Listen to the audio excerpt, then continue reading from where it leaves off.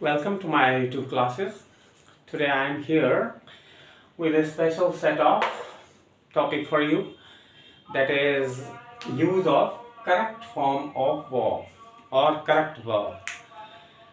My dear, तो आप देखेंगे मैं आपके लिए लाया हूँ as well as, along with, together with, no less than, in addition to. अगर आपको किसी सेंटेंस में इसका यूज मिलता है तो आप कैसे वर्ब का यूज करेंगे, वर्ब प्लूरल का लगाएंगे या सिंगुलर का लगाएंगे, ये क्वेश्चन है. तो मेक इट ए पॉइंट, इसको एक पॉइंट बना लीजिए, दिमाग में रख लीजिए इस बात को कि जब भी ये आते हैं आपके,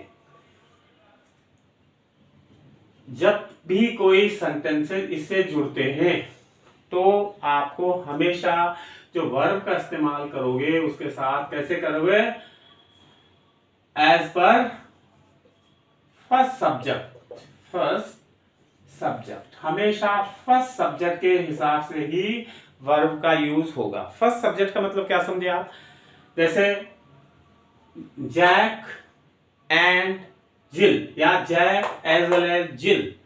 तो यहाँ पे आपने देखा जैक फर्स्ट है, दूसरा क्या है, जिल है. तो यहाँ पे फर्स्ट क्या है, सिंगुलर में है, तो सिंगुलर वर्ब आएगा.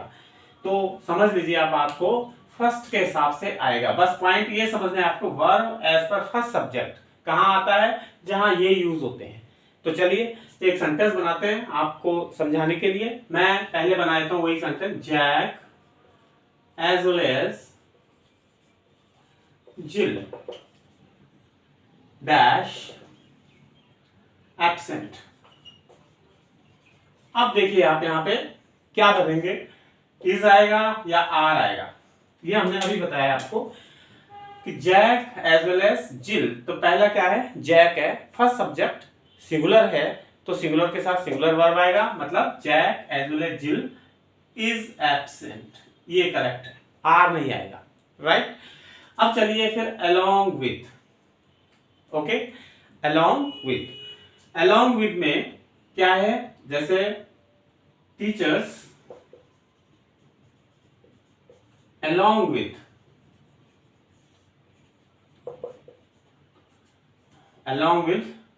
the principal.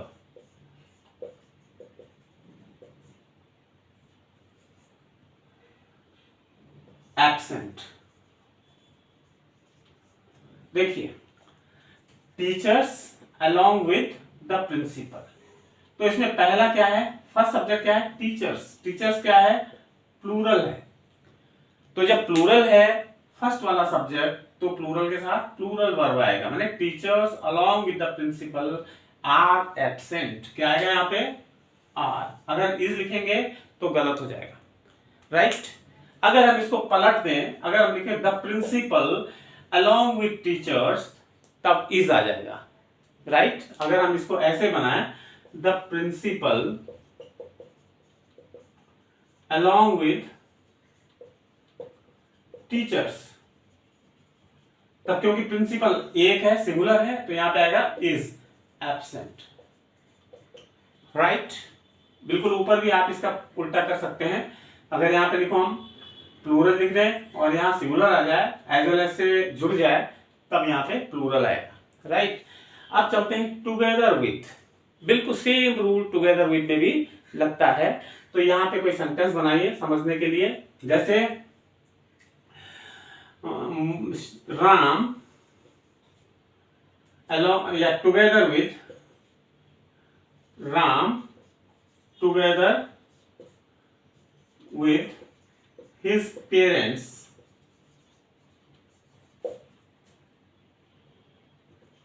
एब्सेंट. राम अपने पेरेंट्स के साथ इज एब्सेंट आएगा. क्यों आएगा इज, क्योंकि राम फर्स्ट जो सब्जेक्ट है वो सिंगुलर है. अगर इसका उल्टा कर लें, his parents together with Ram, तो पेरेंट्स प्लूरल आ गया, तो यहां पे फिर आर आ जाएगा. आप इसका उल्टा करके भी देख सकते हैं. नो लेस देन, इसका यूज भी जहां होगा वो भी फर्स्ट के हिसाब से ही होगा. फर्स्ट के हिसाब से वर्ब आएगा. जैसे नो लेस देन, इसको छोड़ो आप, जैसे गांधी फिलॉसफी, हम लिखे Gandhi philosophy, Gandhi's philosophy, no less important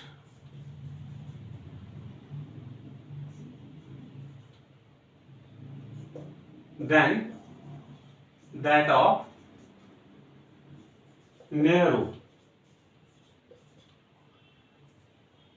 Gandhi's philosophy, no less important than that of Nehru, is considered great. अब देखिए आप इसमें Gandhi's philosophy no less important than, no less than आया तो पहले क्या है, गांधीज फिलॉसफी सिंगुलर है इसलिए हमने यहाँ पे इज लगाया।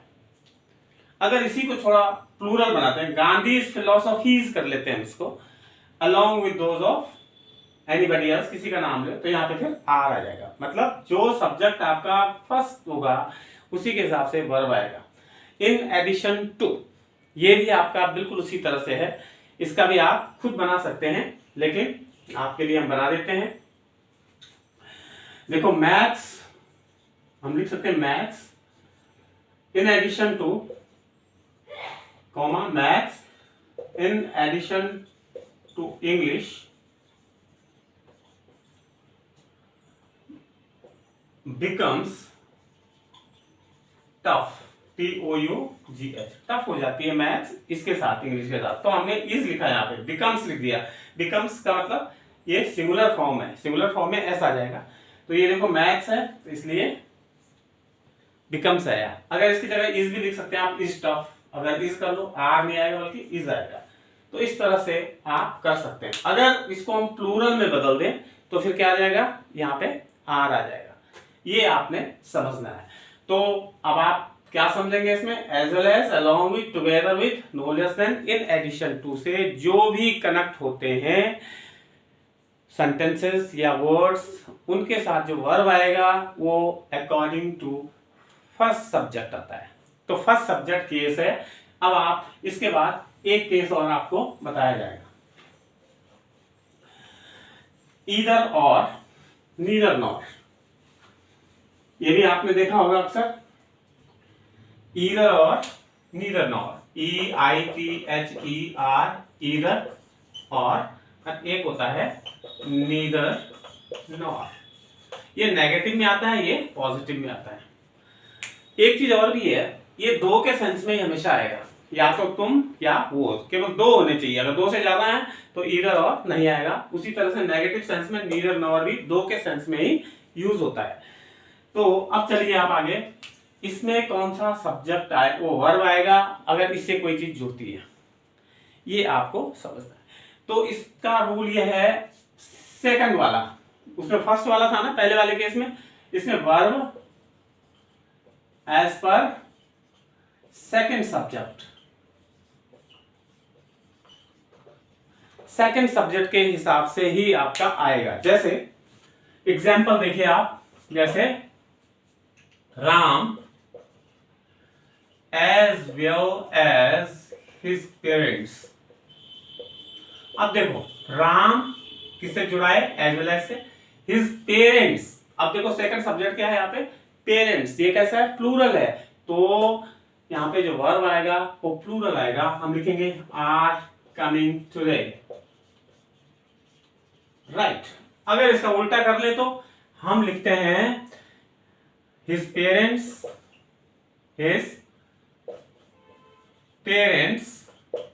as well as Ram. अब देखो सेकंड सब्जेक्ट क्या आया इसमें, राम आया, तो राम क्या है, सिंगुलर है, इसलिए यहां पे इज आएगा, is coming today, right. Similar situation happens in neither nor. ये नेगेटिव सेंस में है, जैसे neither Mahesh nor his teachers are present. अब देखो यहां पे आर लिखा ना हमने, क्यों लिखा, देखो neither Mahesh nor his teachers, second second subject क्या है, प्लूरल है, इसलिए आपने यहाँ पे आर लिखा। अगर सेकंड सब्जेक्ट जो है हमारा सिंगुलर होता तो फिर क्या होता, जैसे हम लोग his teachers,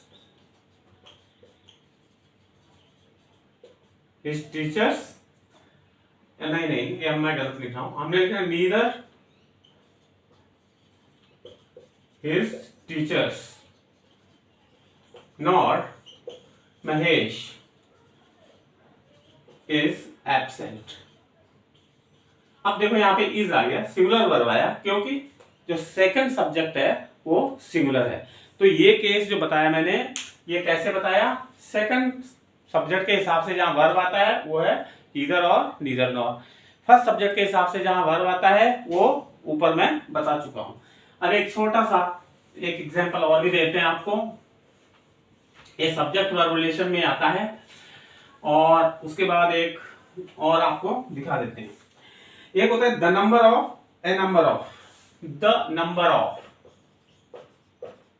the number of, और एक सुना होगा आपने ए नंबर ऑफ। इसका मतलब क्या होता है, बहुत सारे के सेंस में यूज होता है।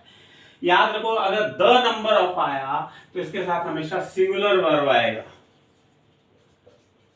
और अगर ए नंबर ऑफ आया तो इसके साथ प्लूरल वर्ब आता है।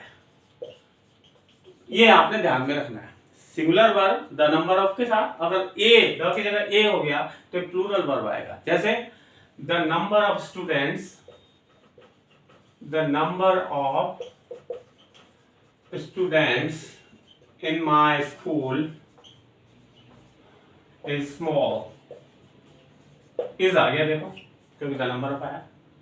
अगर मैं बोलूं इसमें देखो ए नंबर ऑफ स्टूडेंट्स, ये प्लूरल बन जाएगा, a number of students are approaching towards auditorium. A number of students are, देखो अ नंबर ऑफ आया तो हम इसके साथ प्लूरल वर्ब लगाया। तो इस तरह से आपने देखा कहां पे कौन सा सब्जेक्ट होता है, कैसा वर्ब लगता है। ये टॉपिक जो हमारा ये आता है सब्जेक्ट वर्ब रिलेशन के अंदर। तो आज जो मैंने बताया, I hope you have understood it and you will make the best of it. And for the competitive examinations, you know, these things become a must. So you must go through these things, these ideas very very seriously and put them into practice. At the same time, you can also bring them into practice of your speaking. So I would like to finish it here, and another things in another class with new ideas and new innovations. Thank you very much. Again, request you to subscribe to my channel and to like and share my videos. Thank you very much.